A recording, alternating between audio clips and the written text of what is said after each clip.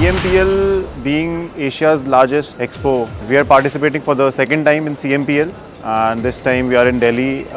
Has been fantastic. This day two, looking forward towards a fantastic day two.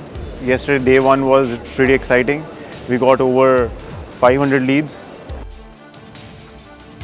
It gave us an opportunity to brand ourselves as well, where the focus is completely on contract manufacturing. For us, it was a great opportunity, and then we've grown in this journey for the last 3 years. It's been a very wonderful opportunity to come here and experience the exhibitors. It's a need of an hour. Most of the progressive organizations are moving towards, co-packers, evaluating, different ideas, innovation, wherein, you will get those innovations here.